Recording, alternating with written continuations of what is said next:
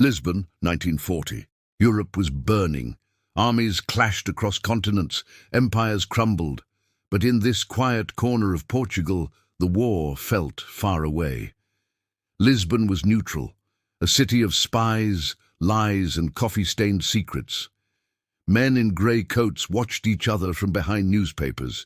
Every whisper could be betrayal, every smile could be a cover, and among them sat one man who would change the rules of war without firing a single bullet. His name was Juan Pujol Garcia. He wasn't a soldier anymore. He wasn't a hero. He was just a man who had seen enough of madness, a man who wanted to fight it in his own way. He didn't have a gun, an army, or a country willing to listen. What he did have was imagination. And imagination, when sharpened by desperation, can become the sharpest weapon of all. Pujol had a plan, a strange one. He would lie his way into history. He walked into the German consulate in Lisbon and introduced himself as a man with connections inside Britain, a man who could deliver valuable intelligence about the Allied war effort. None of it was true, but the Germans believed him. They were desperate, paranoid, and hungry for information. They didn't see a nobody. They saw an opportunity. He promised to build a spy network across England. They agreed. They gave him money, a secret code, and their trust. And just like that, Juan Pujol, an ordinary Spaniard with no training, became a German spy. At least, that's what they thought. Back in his small apartment, Pujol began to create a world that didn't exist. He bought British newspapers, studied them like holy texts, and used them to fabricate stories. He described ships sailing to Norway, troops training in Scotland, and secret operations along the English coast. He even invented fake addresses, fake officers, and fake schedules, all drawn from public information. But he wrote them with such precision, such care, that they felt real. Every line was a risk. Every lie could cost him his life. But it worked. The Germans loved his reports. They sent money, praise, and more requests. Soon, they asked him to recruit new agents, and that's when the lie became legend. He didn't recruit anyone. Instead, he created them, an entire invisible network of spies, a dock worker in Wales, a priest in Glasgow, a British officer with a gambling problem, a typist who secretly admired Hitler, 27 agents, each one fake, each one alive on paper. He gave them habits, personalities, flaws. One was lazy, another was jealous. Some argued, some disobeyed orders. The Germans believed every word, because perfection is suspicious, but imperfection feels real. Pujol sent his messages with careful timing. If a bombing raid was announced, he'd send his report a few hours too late, so it looked credible but harmless. Every detail was chosen to sound authentic without revealing anything real. And soon, the Germans were convinced that they had one of the best spy networks in the world. But in truth, all of it came from one room in Lisbon, from a single typewriter and a man who barely slept.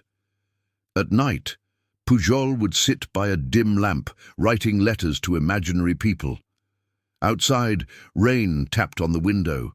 The world was at war, and he was winning his own, alone without a gun, armed only with lies. The Germans began to send more money. They wanted reports faster, more often. He delivered. He wrote about troop morale, ration shortages, new aircraft, everything the newspapers hinted at, but he always added just enough detail to make it secret, believable, dangerous, and they believed every word. War, he learned, is not only fought with weapons, it's fought with stories, stories people want to believe, and in that, Juan Pujol was a master. Months passed. His fictional network became a living organism. He kept files on every fake agent, where they lived, what they ate, how they thought. He even created letters between them, reports they sent to him, complaints they made about each other. The Germans started to trust not just Pujol, but his entire ghost army. Then something unexpected happened. His lies began to shape reality. German officers made decisions based on his reports. Convoys were delayed. Troops were moved. Strategies changed. His imagination was now influencing real war. And that's when the British noticed. Somewhere in London, an analyst read a German report and realized something strange. The information was coming from a source that didn't exist. MI5 tracked it, and there, buried in the coded messages, they found him, a lone man in Lisbon who had fooled the enemy all by himself. At first they thought he was insane, a self-made spy, a one-man army of fake agents. It sounded impossible. But when they saw the results, they changed their minds. The Germans trusted him completely, and that made him priceless. MI5 brought him to London. They gave him a code name, Garbo, after the actress Greta Garbo, famous for her ability to become anyone. Now, the real game began. Under British supervision, Pujol became a double agent. His fake reports became weapons. His lies became strategy. Together, MI5 and Pujol started feeding the Germans a new reality, one that looked real enough to believe but false enough to mislead. It was deception turned into science. What started as one man's fantasy was now the foundation of an entire intelligence operation. And behind it all stood a man who never carried a gun, never commanded troops, and never fired a shot, yet was quietly rewriting the outcome of the war. He had no medals, no army, no soldiers, just paper, ink, and the most dangerous idea of all, that the human mind, when used with purpose, can be deadlier than any weapon ever made. If you've made it this far, you know the war of lies has just begun. This is not a story of battles. It's a story of one man who fought reality and won, because sometimes the sharpest blade is belief itself. Stay with us. Part 2 is where the deception turns into destiny. London, 1941. The rain never stopped. The city was grey, exhausted and scarred by war. Bombs had fallen for months. Sirens wailed at night. Yet inside an unmarked building in central London, something extraordinary was happening. A Spanish man with calm eyes and a thin moustache sat at a desk surrounded by cables and coded maps. His name on record, Agent Garbo. His weapon, deception. He had fooled the Germans once. Now he would fool them forever. Under MI5's watch, Garbo's imaginary network became an official project, Operation Double Cross. His fake agents now had case files, code names, and histories stored in locked cabinets. To the Germans, they were heroes of the Reich. To the British, they were tools. Silent soldiers made of paper and ink. Every day, Garbo sent messages to his German handlers in Madrid using invisible ink and radio codes. He reported on imaginary troop movements, fake air bases, and secret meetings. His words traveled across Europe, encrypted, decoded, analyzed, and believed. What began as lies scribbled in a Lisbon flat had become an entire ecosystem of fiction, alive inside Nazi intelligence. The Germans trusted him completely. They called him our most valuable man in England. They had no idea he had never recruited a single real spy. MI5 studied his messages carefully. They wanted to understand the psychology behind them, why they worked. The answer was simple: emotion. Garbo wrote not as a machine, but as a man. His agents made mistakes, argued, asked for more money. They wrote to him about family, faith, and fear. The Germans read those reports and felt empathy. They believed because they wanted to, and belief in war is power. Soon, Garbo's fiction began to shape strategy.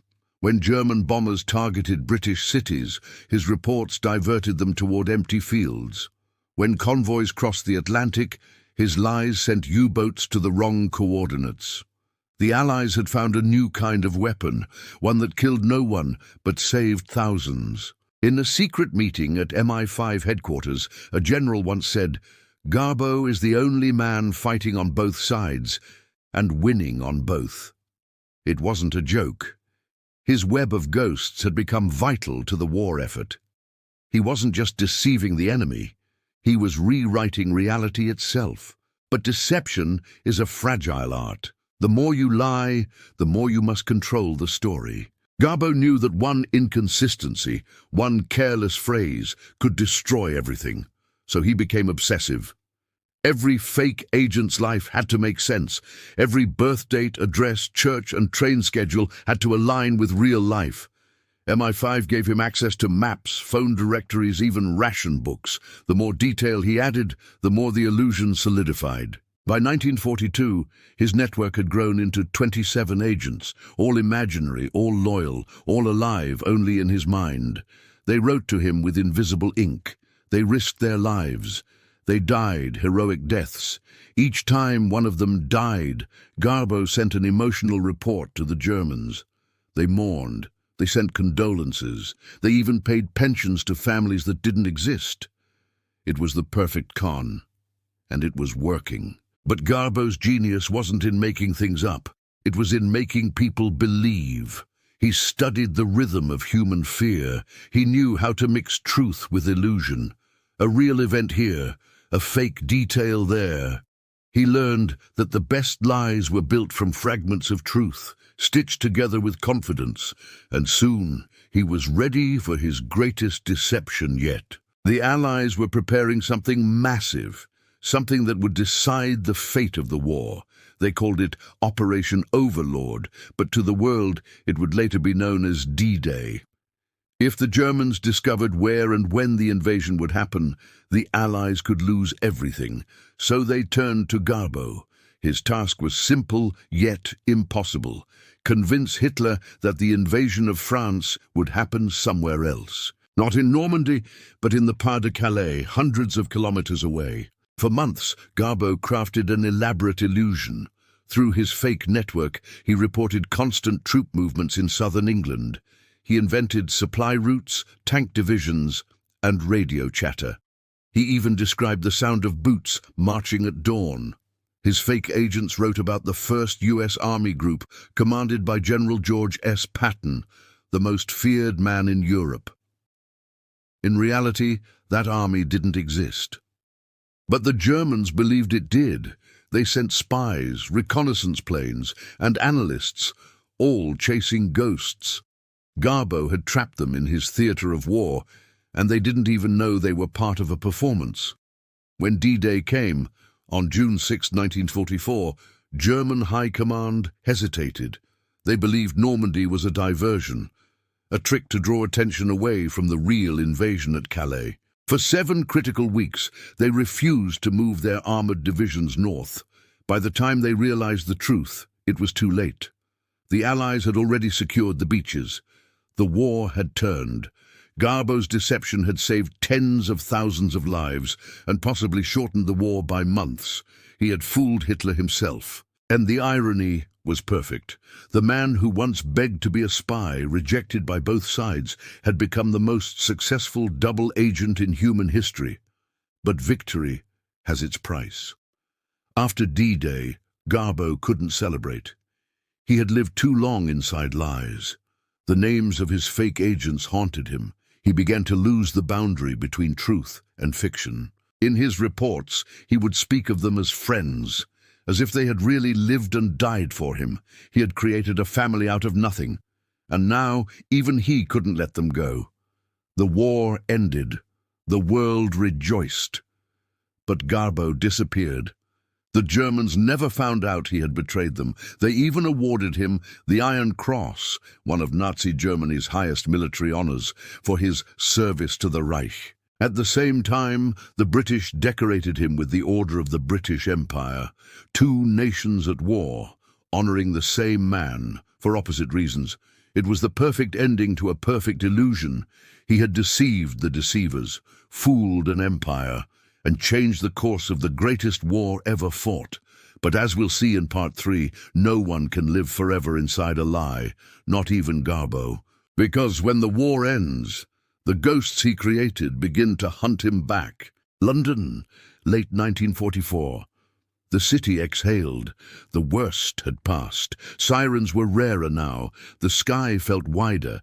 Yet inside a quiet office, with the blinds always half closed, a single desk lamp still burned late into the night. On the blotter lay a neat stack of carbon copies and a pencil worn flat at both ends. To the outside world, Agent Garbo had just helped bend a war. Inside, he couldn't sleep. The map on the wall looked different after D-Day. Fewer unknowns, more inevitabilities. But the victory that freed millions left one man trapped inside a maze he had built himself. He had held an entire army in place with words. He had sent phantom divisions marching to drumbeats no one heard. The deception worked because it was human. Late trains, tired clerks, jealous sergeants, ration complaints, all invented, all believed. Now that the beaches were real and the tide had turned, the ghosts should have faded. They didn't. Garbo still kept their files in order. 27 lives that never existed, each with a handwriting sample, a church they attended, and someone they owed money. He knew their birthdays. He remembered their jokes. He mourned the ones he'd killed to sell a story. The war had ended for many. For him, it was still happening on paper. MI5 tried to tidy the theatre. Debriefings, summaries, quiet congratulations, a plain envelope with a short letter. An honor conferred by the Crown for services rendered to the safety of the realm. Garbo accepted with a careful nod. Somewhere in Berlin, a parallel ceremony existed only in a file, the Iron Cross awarded to Arabelle, the Reich's most reliable source in England. 2 decorations, 2 realities. Which one did he belong to? Which one belonged to him? Madrid, winter 1944. On the German side, the collapse had begun. Files were burned, names vanished. The Abwehr, fragmented, uncertain, still clung to what had once been solid. Garbo's reports, the network that explained so much of England. In the last months, as the Reich tightened into paranoia, they wrote to him with a different tone, less proud, more pleading. Confirm this unit, explain that convoy, tell us where the blow will fall next. He answered as he always had, precisely, humanly, late enough to be safe, detailed enough to be believed. The performance never slipped. But behind the posture, something cracked. London, 1945. Peace arrived without fanfare in the room where Garbo worked. No crowds, no flags, just the same clock on the wall, the same cup ring on the desk. The last operational cables were filed away. Case officers rotated to other duties. The room felt suddenly too large, as if the air itself had been part of the mission and had now decided to leave. Garbo stood in the doorway and listened to the building's ordinary noises. Footsteps on stone, the elevator's tired chains, a muffled conversation about train schedules. For years, he had lived by other people's timetables, drawn from newspapers and stitched into lies. Now that he could choose his own, he didn't know where to go. There is a part of war people rarely speak about. Maintenance, the careful tending of stories, the inventory of details, the stewardship of a lie until it is no longer needed. Garbo had been the finest steward of falsehoods the century had seen. But maintenance has a side effect. When you care for something long enough, you begin to care about it. That is how ghosts outlive their purpose. He walked a last circuit through the files. On one jacket, a penciled note, attends Mass at St. Mary's, prefers the 9 a.m. On another, spends his stipend on cigarettes, complains about boots, good with trains. He smiled, then frowned. He had written those lines himself, but the handwriting looked like someone else's now. Perhaps that is what winning with deception means. You become a stranger to the truth, even when you wrote it. They offered him a future in intelligence. He declined. He had done enough craft for a lifetime. Instead, he asked for something simple, disappearance, a new name, a place where no one would ask about 27 agents who never breathed or an army that never marched. MI5 understood. They helped him vanish the way only a bureaucracy can, with paper. Barcelona briefly, then Caracas, a passenger manifest with a quiet alias. A modest job, warm air that didn't carry the smell of coal. In Venezuela, he tried to be ordinary. He sold things. He learned the routes of trucks and the patience of customs officers, old habits in a new life. He married again. He kept no map on the wall. At night, he still woke at the sound of imagined radio static, his mind filling in a call sign that hadn't been used in years. Sometimes he reached for a pencil and then stopped, guilty for wanting to write reports no one had asked for. He didn't miss the danger. He missed the order. In deception, he had controlled uncertainty with detail. In peace, detail controlled nothing. Back in Europe, the archives cooled. The names of operations slid from classified binders to whispered anecdotes. Fortitude acquired its capital letters and footnotes. Younger officers nodded respectfully at the chapter titled Garbo, then hurried to the next meeting. That is another secret of victory. It forgets on schedule. Madrid, 1950s. Rumors reached him like radios through fog. A former handler arrested. A colonel insisting that Arabelle had saved a coastal division. A journalist chasing a story that died when the door stayed shut. Garbo watched from far away and said nothing. He had built his legend by speaking. He meant to keep it safe by keeping quiet. He did not correct the details. He did not sign memoirs. He did not rehearse the old lines for microphones. Somewhere inside, he feared that explaining the trick would degrade the result, like turning a symphony into a list of notes. But the ghosts were patient. They waited. London, 1970s. A historian unfolded a file that had slept too long and recognized the signature threads, late truths, early lies, human edges sanded into roundness. The name surfaced quietly, then with more certainty, Juan Pujol Garcia.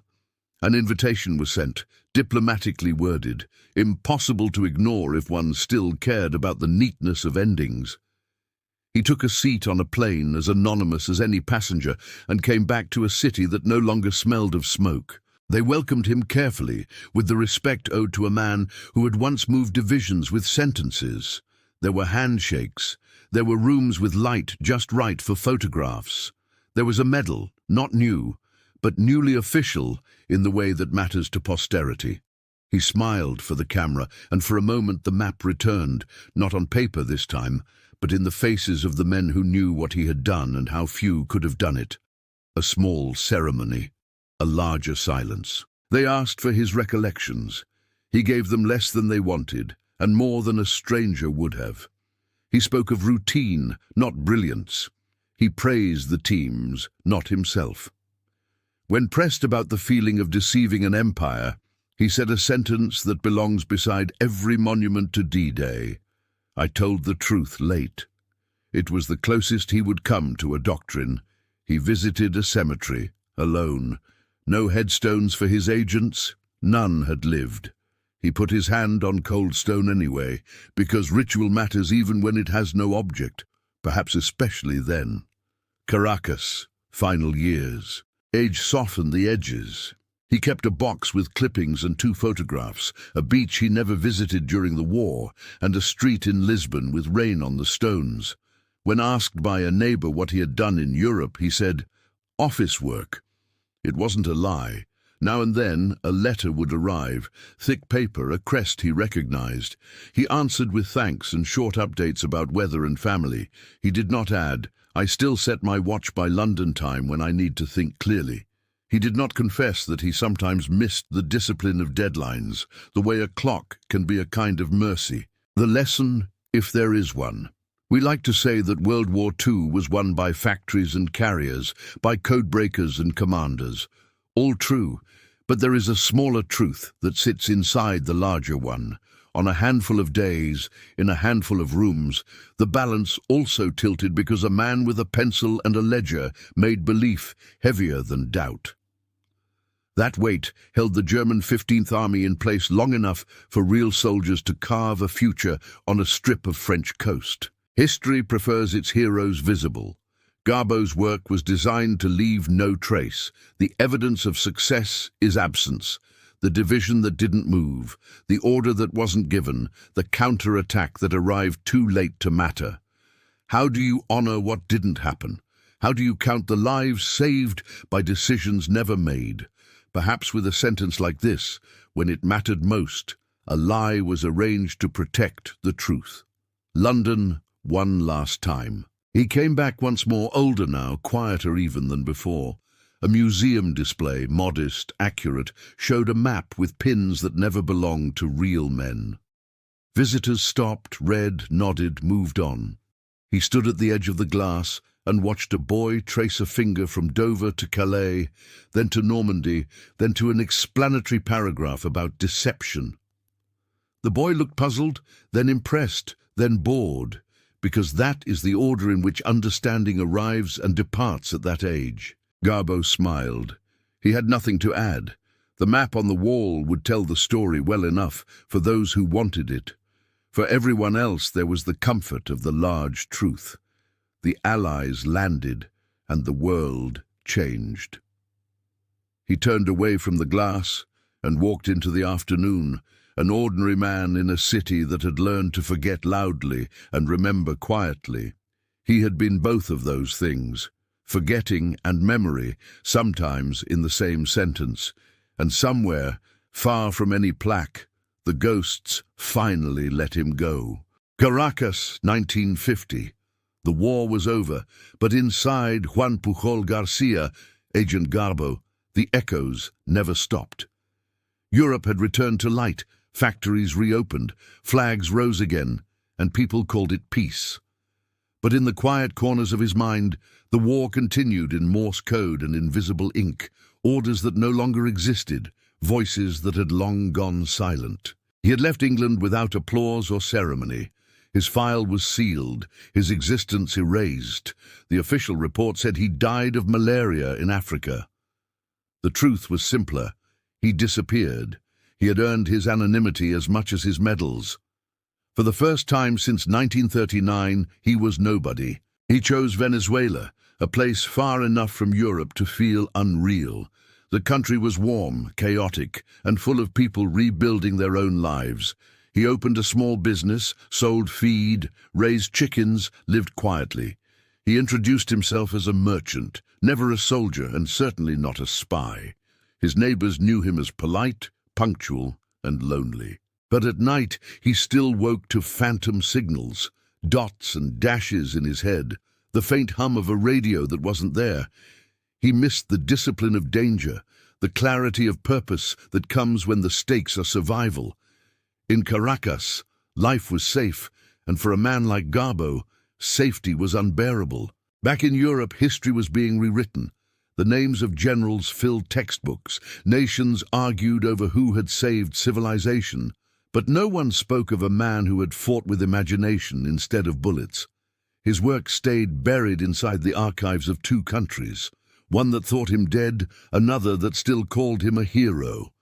He had fooled two empires, yet neither remembered his name.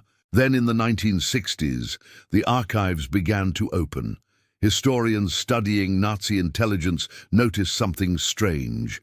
Dozens of reports sent from Agent Arabelle during the war, reports so accurate, so detailed, that they shaped entire German strategies. But there were contradictions. Some missions never happened, some locations didn't exist. Slowly, a realization formed. They had been reading fiction. The Abwehr had been deceived, and the man responsible, the ghost in their system, might still be alive. Rumors spread through London. In pubs, retired MI5 men whispered of a Spaniard who had vanished after D-Day, a man who had fooled Hitler himself. The name surfaced again, Juan Pujol Garcia, but no one knew where he was. Some said he died a hero. Others said he lived under another name. And in Caracas, far from both legends, Garbo quietly watered his garden. Then came the knock on the door.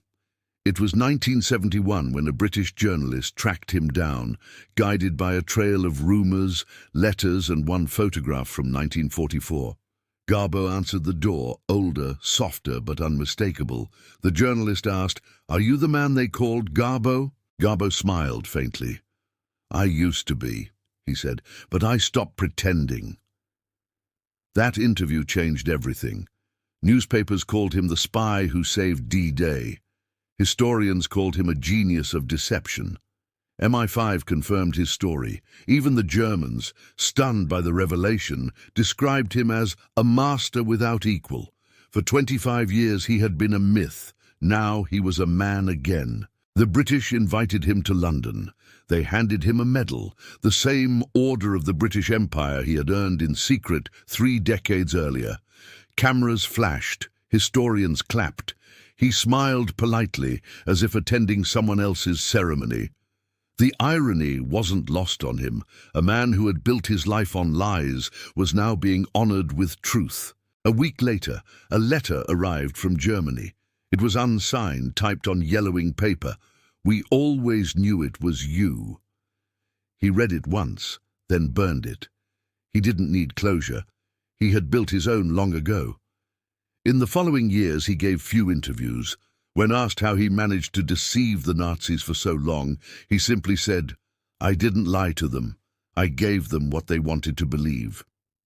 He understood something few ever do, that truth and falsehood aren't opposites. They're instruments, and in his hands, both played the same melody. In 1984, he returned to Europe for the 40th anniversary of D-Day. He stood on the beaches of Normandy, surrounded by veterans and cameras. Waves crashed against the same shore he had once helped protect with nothing but words. A journalist asked how it felt to stand where history had turned. Garbo looked at the horizon and said softly, "Peace is quieter than victory." That night, he dined with soldiers who had stormed the beaches he had once shielded with lies. They toasted to luck, courage, and survival. None of them truly understood that their victory had begun in the imagination of a man who never fired a shot. He flew back to Venezuela soon after. The attention faded. The world moved on. In his final years, he lived simply, surrounded by quiet. His medals stayed in a drawer. Sometimes he reread old letters, coded phrases that once carried the weight of nations. Now they were just paper. He kept one photograph on his desk, himself in uniform, standing beside the radio that had deceived an empire. 1988. Juan Pujol Garcia died peacefully in Caracas at the age of 76. No ceremonies, no trumpets. Just a brief obituary in a Spanish newspaper. "A man once called Garbo has died."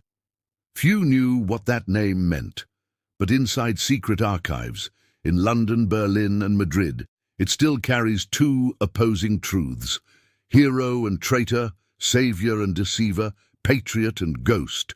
Perhaps he was all of them. He proved that in war, the sharpest blade isn't steel, it's belief. Because sometimes the greatest victories are the ones that never had to be fought. History has many heroes, but very few ghosts. Some men build monuments, others erase themselves from them. Juan Pujol Garcia, Garbo, belonged to the second kind. He didn't conquer nations. He didn't command armies.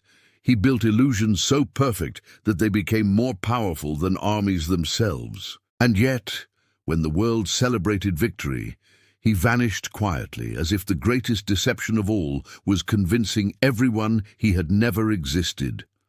The legacy of Garbo isn't written in blood or medals. It's written in silence. A silence that still lingers in the corridors of intelligence agencies, in the classified files labeled Fortitude, Double Cross, Operation Overlord. To historians, his work redefined espionage. To philosophers, it redefined truth itself. He proved that belief is the most dangerous substance in war, more explosive than TNT, more reliable than steel, because once you control what the enemy believes, you control what the enemy does. It was not bullets that held the German 15th Army in Calais during D-Day. It was Garbo's words, typed on fragile paper, transmitted through the air like whispers of God. And that, perhaps, is the most terrifying idea of all, that the mind can build prisons stronger than walls.